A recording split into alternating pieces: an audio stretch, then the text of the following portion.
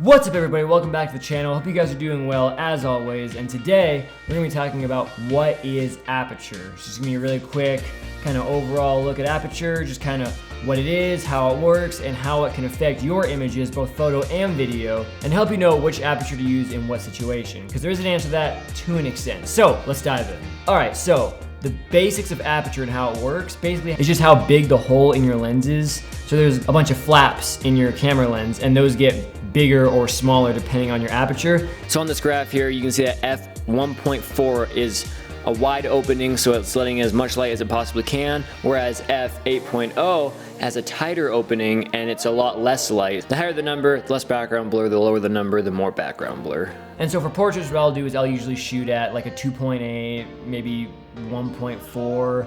A 1.4 is really tight. That almost you don't want to use for portraits because it's going to start to blur the body coming up to the neck. It's just going to be mainly the eyes that are in focus, which isn't bad for some looks, but for most portraits you want to use probably around a 2.8 to 3.2, which is kind of opposite for landscapes. You know, when you're shooting a landscape, you want everything to be in focus. If you're shooting like, you know, a mountain scene or maybe an ocean scene, you want everything to be in focus. So maybe you'll shoot like an 11, maybe even like a 6, 7, if you want a little bit of that bokeh in there. And so for like product shoots, 1.4 is really great because then you can get really close on details. If you have a 1.0 lens, which I actually have a 50mm 1.0 lens, works great because you can get as tight a detail as you want. I mean, that's about as tight as you can go as far as I know. But mainly I'll be using like a 2.8, 1.4, something around that area, especially for product shoots. For video, it kind of goes the same.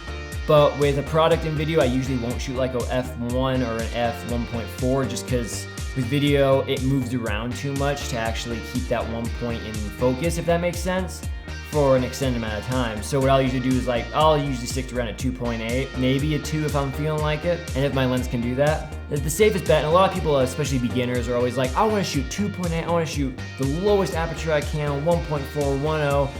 Don't always shoot the lowest aperture you can. Yes, shooting a very low aperture gets you very nice bokeh, but at the same time, if you're shooting a mountain range at 1.4 or 2.8, it's not gonna look as good if you had it at f8 or f7 or f11. But however, with that being said, if you're shooting landscape and you're trying to get close up on something, say a tree, a leaf, the grass, flowers, whatever, then it's good to go to 2.8 because then you're gonna get just that subject in focus while the rest of the background is blurry. Basically, if you want your background to be blurry, shoot a lower aperture. If you don't want your background to be blurry, shoot at a higher aperture. Just thought I'd touch on aperture a bit because I have been thinking about it recently and I thought, you know what, I'm sure a lot of people struggle with this because I have seen on social media people with the wrong aperture in some of their photos.